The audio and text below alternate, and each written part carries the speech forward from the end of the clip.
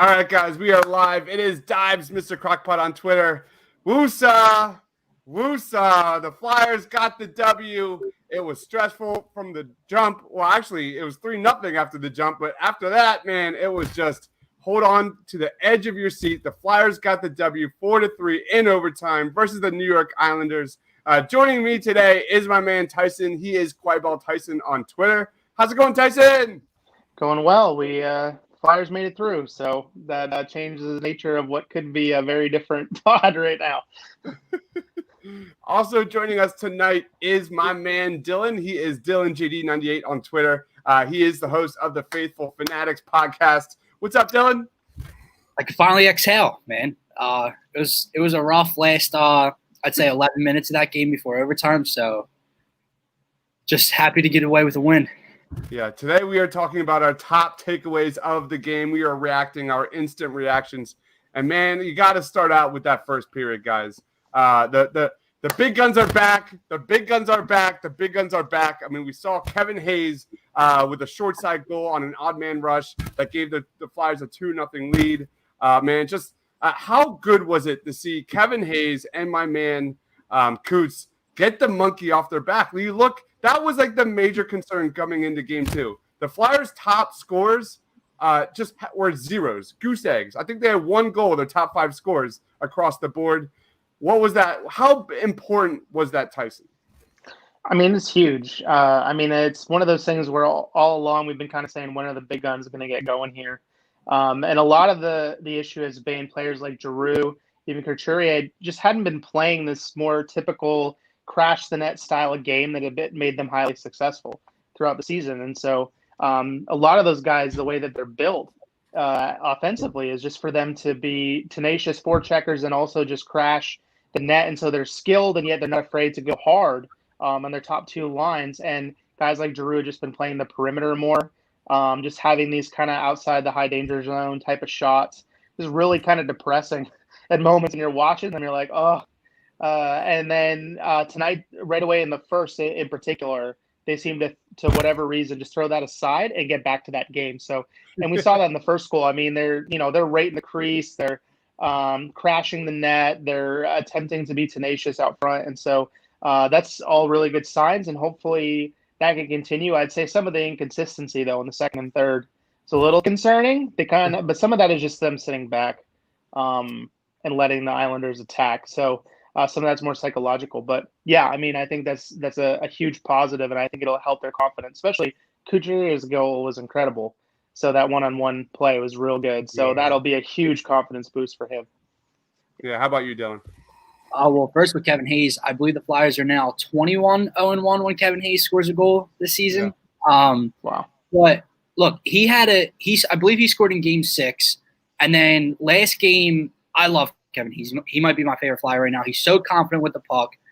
So confident with possession of the puck. It feels like he's always making the right play, the right pass, the right move. And he struggled a little bit in game 1. He struggled to control the puck. He had that breakaway. The puck got away from his stick. He didn't even get a shot attempt off. And he bounced back within the first 2.5 minutes of this game with a snipe right under the crossbar. Then came back with a great play as Varlamov was trying to take away the pass, and he snuck it short side. As far as the top guys go, I mean, I did a Flyers game review earlier, and it was the number one concern, the offense, and your offense is only going to go as far as your top line and production goes. It was nice to see Coots finally wake up because he has not been good in the Montreal series at all. The game 1, he wasn't good, so it was nice to see him step up. I will say, I think my biggest takeaway from the first period was that the Flyers, I mean, obviously we saw it later in the game. We'll get to that, how they kind of sat back and held on for dear life. But in the first period, even when they got up 3-0, they kept their foot on the gas pedal. And they didn't do that against Montreal. When they got a goal or 2 lead against Montreal, they sat back and kind of held on for dear life the entire game. They didn't do that in this first period, and that's what I want to see them do more of going forward. I'm not saying be ballsy and just keep pressure in the offensive zone. You can leave your defenseman lagging back by the blue line, but don't just sit back because the Islanders are too good, they're too skilled, they're too quick. And I think you saw that in the third period.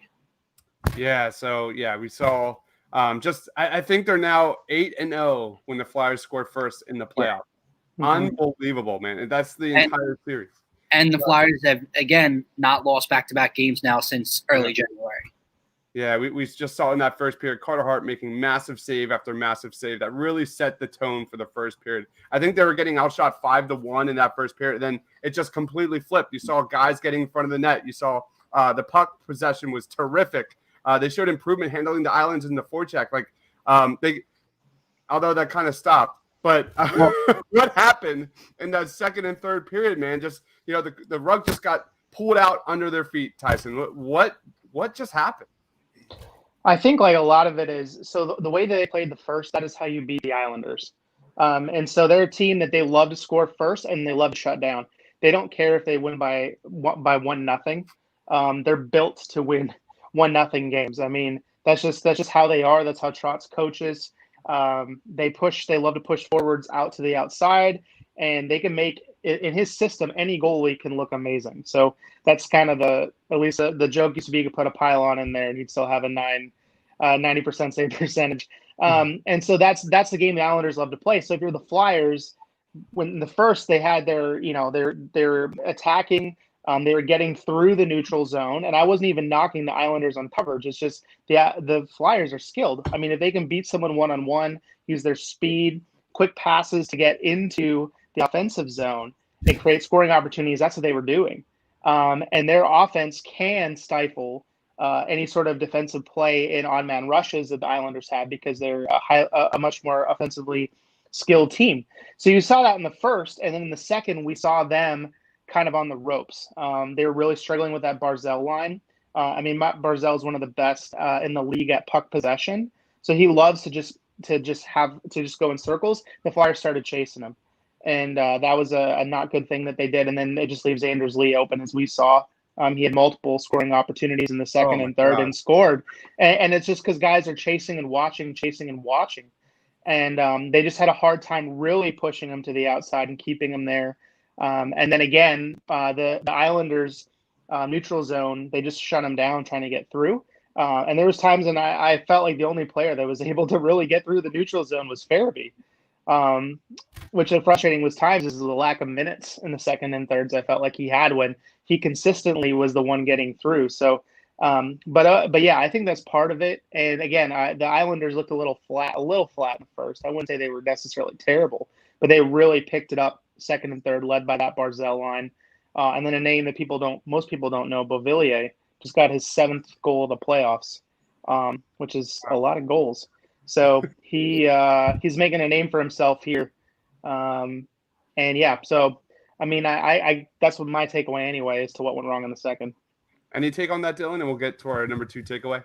I completely agree with Tyson. Another thing I would add is I think like different from the first period, the second period was that the Flyers never allowed the Islanders to get their forecheck going in the first period, and then allowing them to set up 5-on-5. In the second period, we saw that switch. We saw the Islanders get in on their forecheck, dig the pucks out on the boards, and then keep possession. And the Islanders just look so smooth passing the puck 5-on-5 in their offensive zone. And the thing I noticed with the Flyers that kind of bothers me is Tyson, you can tell me if I'm wrong, but they sit so far, they sit deep back, like they clog in, and it just allows the 2-point defenders to cycle the puck along the boards and keep possession.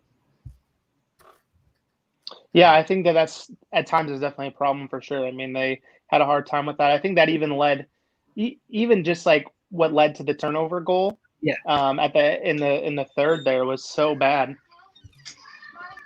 and it was not good. So, No. as I have a child interruption. Death taxes and turnovers by Philadelphia sports teams, man. That's how we roll. But it's just at times like it's so frustrating when it's 5-on-5 hockey and it looks like we're on a penalty kill in our own zone. It's so frustrating. Yeah. Well, if there's another positive, I thought the Flyers were better today. Getting in front of the net. Much better. So yeah, much better. Let's go to our number 2 takeaway, and that's Mr. Phil Myers, guys. Like I don't know about you guys. That one he had off the pipe in that third period, man. I thought for sure that was going in. And then ironically, Phil Myers got the game-winning goal today that tied the series 1-1. Tyson, talk a little bit about Phil Myers' development with the Flyers, man. It's amazing. Yeah, I mean, he's had a big step forward this season. Famously, he was an undrafted free agent. So his draft year, he was injured for a lot of it. I was just reading a piece on him the other day by Jack Hahn, who's used to work for the Leafs and Marlies and in junior hockey in Canada, and wrote about how even in junior, the team that took a chance on him did, even though he was only like something like 5'4" at the time when they took him, and he grew like 6 inches in a year and a half. And so, and he's 6'6" now, so he's a big guy. And so that's kind of been his story, has been this kind of late bloomer that has taken the slow route to the NHL. And so, he got a cup of coffee a little bit last year, and then this year found himself in the lineup more consistently. But he does seem to be working, at least offensively, well with Stanheim. And so we saw tonight, like, his willingness to jump into the play. He's offensive-minded, huge wingspan, excellent skater, has decent puck skills considering. I think still, though, there was moments tonight where him and Stanheim together did struggle defensively. They were on the ice for that tying goal, the turnover. And I wouldn't fault I didn't even fault Stanheim necessarily for the attempt at the clearing pass. I mean, some of that was just the winger was too far up, got caught watching his man instead of understanding who had the puck. But again, I think like that's the next sort of his development is defensive work. But overall, I mean, they did really well as a pairing. And yeah, I wouldn't say he's on superstar trajectory, but I think we can safely say he's top 4 defender. And next year we can hope for even a bigger step forward as well. Amazing. Any take on Mr. Phil Myers, Dylan? I agree. I think him and Stanheim are paired very well together.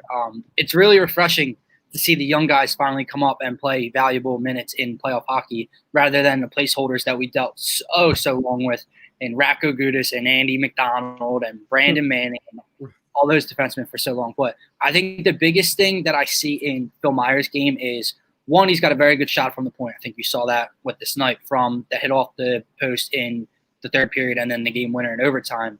But he also covers a lot of ground. So I think that's very important when it comes to him and Myers, when him and Stanheim playing, is that, yes, like you said, they can sometimes pinch too far in and it leads to breakaways or turnovers the other way. But it's also interesting to watch them push in on the offensive zone and then still be able to recover and get back defensively on the other side. So I think my biggest takeaway is that he's a good offensive defenseman, he's a big body, and he's a great skater for a young defenseman. Yeah, and going back to Travis Stanheim, I thought he had a very good game. And he had a major impact play there where he broke up a 3-on-2 in the third period, man. That was a massive, massive play. We got Mike from the Killing Me Smalls podcast joining. He said would have lost by 4 goals without Carter Hart. Dude, I think this is a great segue. Go ahead, Dylan. What do you got to announce today? Smalls and Double D. I'm Dylan Davis. Me and Mike Small will be doing a Phillies weekly podcast, which is starting in about 15 minutes right after we get off the air here. So it's called oh my God, Spitballing. I was thinking talking Spitballing with Smalls and Double D, and I'm excited to work with them. And I agree with his hockey take too. I know we're gonna be talking baseball, but I agree. Spitballing. Yep, thank you. I was thinking talking. I guess we should just I want to touch on Kevin Hayes. I think we need to talk about Alain Vigneault. But quick take on Carter Hart today, Tyson. Yeah, I mean, I didn't fault him for any of the goals again. I mean, the Pajot goal out front there, I mean, it was a beautiful shot. That's one of those ones where he was transitioning Hart was trying to transition to figure out the best way to get an angle there. And before he could really do it, because the turnover was so quick, it was in the net. So I didn't fault him for that. But overall, he was technically sound. He had some big saves at the end. Played his typical game, very calm, very cool. Didn't seem to really get up, worked up or anything when the third goal was scored. He just continued his game. And so, yeah, I mean, he played amazing again, got the help from the post again a couple of times. But again, it's not like that didn't happen the other way either. So overall, yeah, I mean, he's just continuing his steady play throughout the playoffs, and it's great to see. Any words on Carter Hart before we get to Mr. Kevin Hayes? I agree. agree on the he mentioned the third goal. The second goal, to me, like to anyone just sitting here watching the hockey game, it's like, oh, it's easy to say he should have saved that one. He let it slip under his arm, but at the same time, I forget who scored the second goal for the Islanders, but he got rid of the puck so quickly it didn't allow Hart to close up. So that's why that puck snuck under his arm. Like you said, the last goal, it snuck over his glove. It would have been an extremely incredible glove save if he managed it, but just the way it went. All right, let's move on to Kevin Hayes. You know, the Flyers got their first goal today on their very first shot by Kevin Hayes, and then they had a short side goal by Kevin Hayes on an all-man rush that made it 2-0 Flyers. It really set the tone for the Flyers. Dude, Tyson, like what when Kevin Hayes puts the puck in the net, the Flyers win. How would you grade Kevin Hayes today, man? I mean, I want to see his advanced stats to make sure my eye test was right, but I think I had him at like an A- today because he was just buzzing all game for the most part. There was moments when the whole rest of the team seemed to just struggle, and he's making successful zone entries. He's keeping possession of the puck, and even in that last penalty kill, there was a bit of time there where we were just thinking like, man, they just got to get out of the period, you know. After the offside was challenge was overturned and they got that penalty, those can be just real killers of penalties that late in the game. And he managed to keep the puck and kill good probably 15 to 20 seconds in the offensive zone by himself, then get a whistle by making sure that Grice had to hold on to the puck. And so you're just watching him and just like he's a highly intelligent player defensively and offensively. Not the fastest skater, it doesn't matter. I mean, guys just can't take the puck off him because he's so good at positionally and using his body to protect the puck. And so I would say, like, especially that ending there, I was like, man, that was huge to help kill off that last part and get them to regroup, get back to 5-on-5 for the start of overtime. And probably with a face-off, he probably killed a good 25, 30 seconds. That's a long time, all inclusive in a power play. So overall, excellent game. We have Kevin here saying it was a lucky game. You're probably not wrong here, but I think there's a lot of positives here. You know, this was a major, kind of turning point game for the Philadelphia Flyers. I look at this and, fingers crossed that we see some pressure taken off, just a little bit of Coots and the Flyer stars moving forward. Maybe the monkey gets off their back, that they can get the offense rolling. Dylan, what was your take on Kevin Hayes, man? I'd give him an A. I agree. He would have got an A ++++ if he would have managed somehow to get that shorthanded goal in. I mean, it wasn't going to happen, but if just somehow, some way, it snuck through. I said it earlier, and Tyson, I agree with you. His ability to control the puck and keep puck possession with his big body and not let anyone push him off the puck, and it was so valuable in that penalty kill to end the game because honestly, I thought it was over. Like. After Elaine Vigneault challenged the offsides call and it wasn't reversed. Could have been reversed, but I'll let it go. I thought it was over. I thought the momentum was completely in the Islanders' favor. I thought the Flyers had no confidence left after blowing a 3-0 lead with Varlamov being pulled with 2-something left in the first period. But he played a huge role in killing off that penalty, and it got us to overtime, thank God, and we were able to come away with a win and really, honestly, save the season and the series. All right, let's wrap this up with Tyson's take on Elaine Vigneault. Floor is yours, man. Yeah, I mean, I think like a point that I just had as watching, and I'm not directly a Flyers fan, so I'm a little bit more objective on this.